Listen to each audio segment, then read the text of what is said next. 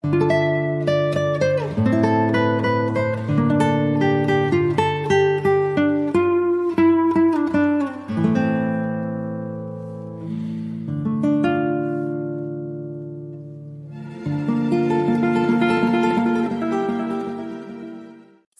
persahabatan dan selamat berjumpa kembali dengan cerita silat Indonesia, dalam lanjutan serial bersambung berjudul Si Tangan Halilintar, karya Asmaraman S. Kopingho. Bagian ke-12. Pikiran ini membuat Heng San berlari menuju ke gedung Liok Tikoan. Ketika itu, matahari telah turun ke barat dan hari telah menjadi sore. Heng San melompat ke atas genteng gedung Tikoan, dan langsung turun ke ruangan belakang. Dia melihat dua orang penjaga sedang bercakap-cakap yang menjadi kaget, ketika melihat seorang pemuda yang tiba-tiba berdiri di situ. Akan tetapi mereka segera mengenal bahwa pemuda itu adalah komandan pasukan Garuda Sakti yang terkenal, maka mereka segera menyambut dengan hormat. "Di mana Liok Tikoan?" tanya Heng San singkat. "Beliau berada di taman. Apakah Chiang Kun hendak bertemu dengan Liok Taijin?" Tanpa menjawab, Heng San menggerakkan kedua tangannya dan dua orang penjaga itu terpelanting roboh pingsan seketika. Heng San berlari ke belakang dan dalam taman itu, dia mendapatkan Liok Tikoan sedang duduk makan angin bersama dua orang selir mudanya. Pembesar gendut pendek itu merasa heran sekali, melihat Heng San memasuki taman tanpa memberitahu lebih dulu. Akan tetapi dia segera dapat mengenal pemuda itu dan tersenyum. Sebelum dia dapat menegur atau menyapa, Heng San sudah melompat ke depannya dan sekali kakinya mencuat dengan amat kuatnya ke arah lambung. Terdengar suara berdebuk dan tubuh Liok Tikoan terlempar ke udara lalu terbanting jatuh dan tewas seketika. Kedua orang selir itu menjerit, akan tetapi Heng San menggunakan kedua tangannya menangkap mereka dan melemparkan tubuh mereka ke dalam kolam ikan yang berada dekat situ sehingga, saking takutnya kedua orang perempuan itu sudah pingsan sebelum tercebur ke dalam air.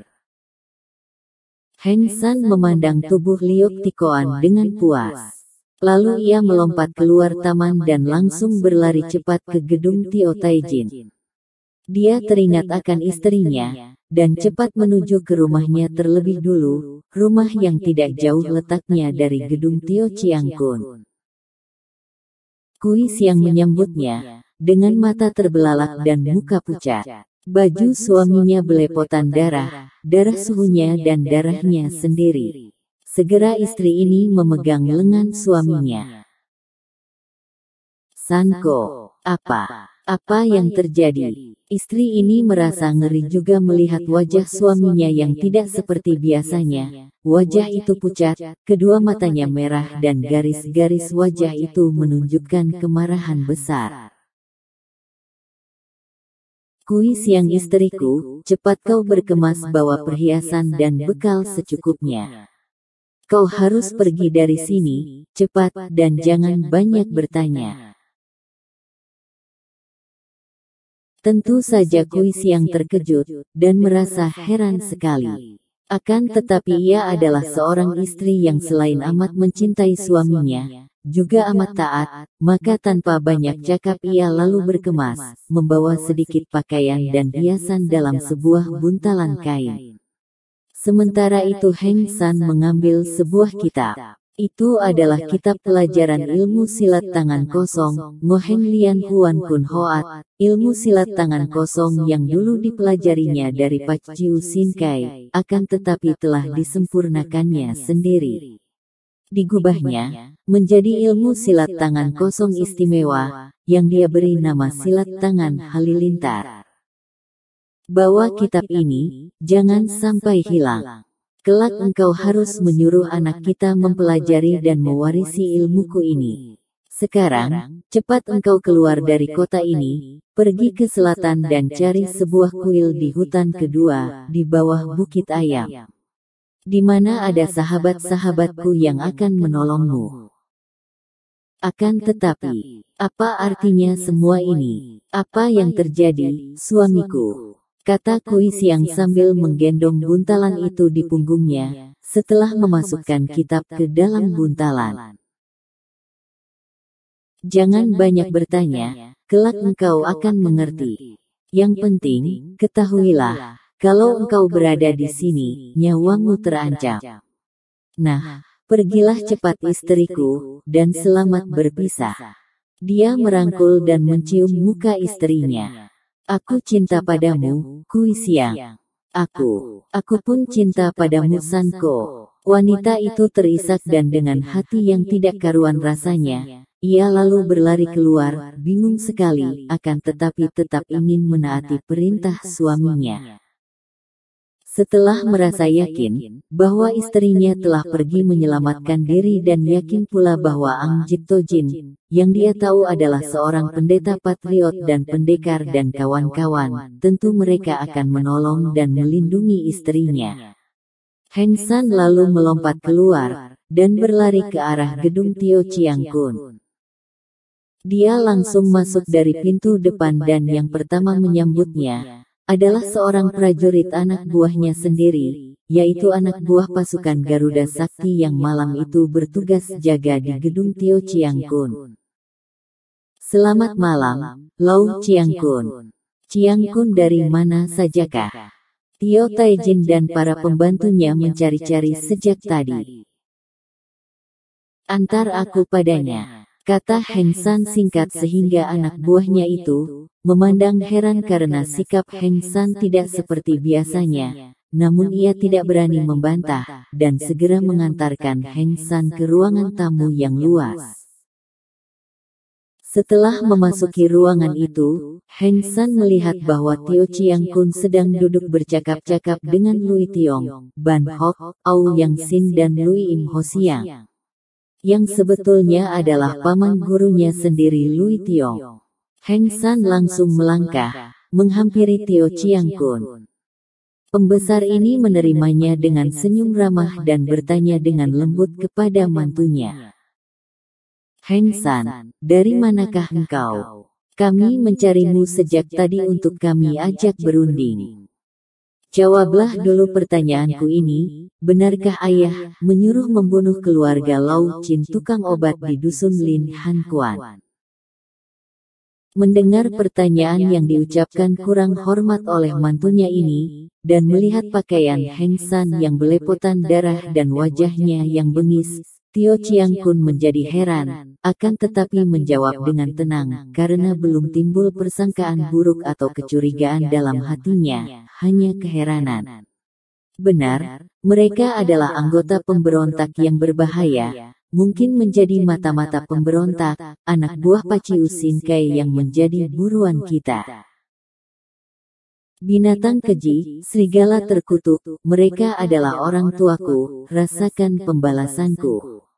Dan tiba-tiba Heng San sudah menerjang ke depan, dan menggunakan pukulannya yang paling ampuh, dengan mengerahkan seluruh tenaganya. Jiduk, kiranya sebelum pukulan itu mengenai dada Tio Chiang Kun, dari samping Lui Im Ho Siang telah melompat dan menangkisnya. Dua lengan tangan bertumbuk, dan keduanya terpental ke belakang. Aku harus bunuh dulu pendeta palsu ini, Heng San berkata lalu maju menerjang. Lui Im Ho Siang segera menyambutnya, dan kedua orang itu berkelahi mati-matian. Ternyata Lui Im Ho Siang berkepandaian sangat tinggi, sehingga dia dapat mengimbangi amukan Heng San. Para jagoan lain tidak tinggal diam, terutama Lui Tiong yang memang menaruh dendam, dan merasa tidak suka kepada Heng San. Melihat Heng San sudah bertanding melawan susioknya, paman gurunya, dia berseru nyaring. Bangsat rendah tak mengenal budi. Sudah kusangka kau bukan manusia baik-baik.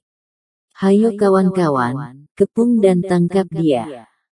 Akan tetapi pada saat itu terdengar bentakan dari luar. Pengkhianat-pengkhianat kecil, bersiaplah untuk menerima kematian. 6 bayangan berkelebat masuk, dan mereka itu bukan lain adalah Ang Jit Tojin, dan 5 orang pendekar besar dari Cheongyang. Ang Jit Tojin sudah bergebrak melawan Lui Tiong. Heng San yang sudah terbebas dari pengeroyokan, kini tinggal menghadapi pengeroyokan Ouyang Sin dan Ban Hok, yang dibantu pula oleh 5 orang prajurit pengawal. Biarpun dia dikeroyok 7 orang, namun sepak terjang Heng San yang marah seperti kerasukan setan itu, dahsyat bukan main sehingga Ouyang Sin dan Ban Hok mengeluarkan keringat dingin dan merasa gentar bukan main. Cheongyang Mo Tai Hiap sudah mengepung Lui Im Ho Siang dan terjadilah perkelahian yang seru. Mereka berlima mempergunakan Ngo Heng Kiam Tin, barisan pedang 5 unsur, yang mengangkat nama mereka sebagai pendekar-pendekar besar yang amat terkenal. Amukan Heng San semakin hebat. 5 orang prajurit itu sudah terpelanting disambar tamparan tangan dan tendangan kaki Heng San.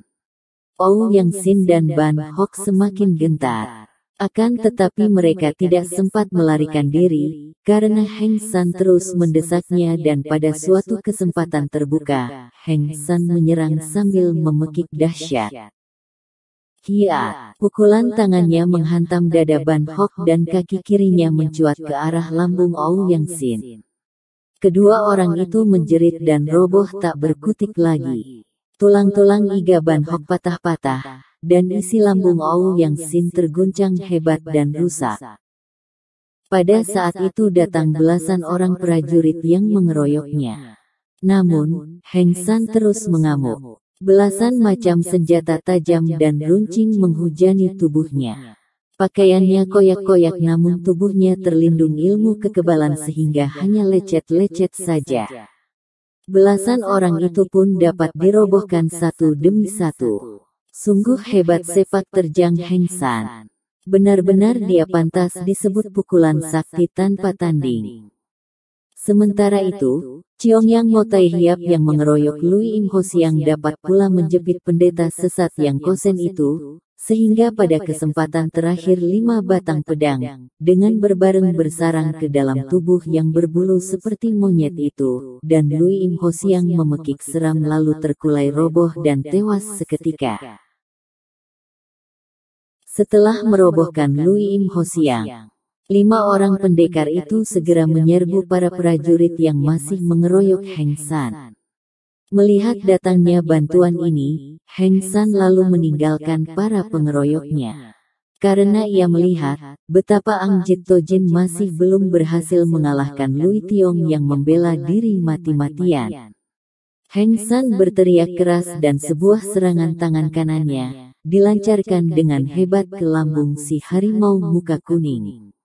Lui Tiong mengelak, akan tetapi pada saat itu kebutan ujung lengan baju Ang Jit Tojin menyerempet mukanya, sehingga dia terhuyung ke belakang. Saat itu dipergunakan oleh Heng San untuk mengayunkan kepalanya, dan dengan mengeluarkan suara keras, pecahlah kepala Lui Tiong dihantam kepalan maut Heng San. Terdengar suara tawa menyeramkan seperti suara iblis sendiri. Bahkan Ang Jit Tojin sendiri merasa bulu tengkuknya meremang, melihat betapa Heng San dengan tubuh penuh darah, juga kedua kepalanya menjadi merah, karena darah para korbannya, berjalan perlahan sambil menyeringai menghampiri Tio Chiang Kun. Sebagai seorang panglima perang, Tio Chiang Kun atau Tio Chigan yang nama aslinya adalah Pangeran Abagan, tidak melarikan diri. Dia cukup jantan untuk menghadapi semua itu dengan gagah. Dia berdiri di situ dengan sebatang golok di tangan, menyaksikan betapa para jagoannya tewas seorang demi seorang.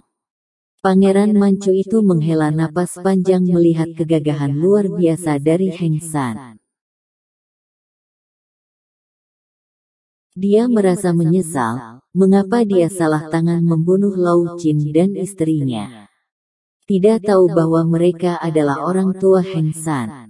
Dia benar-benar merasa kehilangan seorang pembantu yang hebat, yang sudah menjadi mantunya pula. Dia maklum bahwa saat binasanya telah tiba. Akan tetapi dia hendak mati, sebagai seorang panglima yang membela bangsanya, dengan golok di tangan. Maka, ketika Heng San menghampirinya dengan sikap yang menyeramkan, dia menanti dengan tenang, dengan golok di tangan, siap untuk melawan sampai darah terakhir. Tiba-tiba Heng San memekik nyaring, dan maju menerjang dengan ganasnya. Akan tetapi ternyata Pangeran Manchu itu bukan seorang lemah. Ilmu silatnya cukup tinggi, gerakannya gesit dan tenaganya pun besar. Dia mengelak dan balas menyerang hebat dengan goloknya. Pada saat itu tenaga Heng San hampir habis. Yang menggerakkan kaki tangannya hanya kenekatan, dan hawa amarah yang besar didorong sakit hati yang mendalam. Ketika itu, para pendekar telah berhasil membasmi para pengawal. Mayat berserakan dan bertumpuk di ruangan yang luas itu. Semua pendekar berdiri dan menonton perkelahian mati-matian antara Heng San dan Pangeran Abagan alias Tio Cigan. Ketika Ciong Yang Motai Hiap hendak membantu, Ang Jito Jin mencegah mereka. Biarkan dia sendiri yang membalas dendamnya, kata pendeta itu. Karena sudah merasa letih sekali dan kehabisan tenaga, Heng San merasa bahwa tidak mungkin dia dapat merobohkan lawan dengan cara biasa, karena lawannya ternyata cukup tangguh. Maka dia lalu mengambil keputusan nekat, yaitu untuk mengadu nyawa. Tiba-tiba dia menggunakan jurus Kong Chiak Kai Peng, burung merak membuka sayap, kedua tangannya terpentang lalu dia menerkam, tidak memberi jalan keluar bagi lawannya untuk mengelak. Melihat kesempatan ini, Pangeran Abagan lalu menusukkan goloknya ke arah dada Heng San.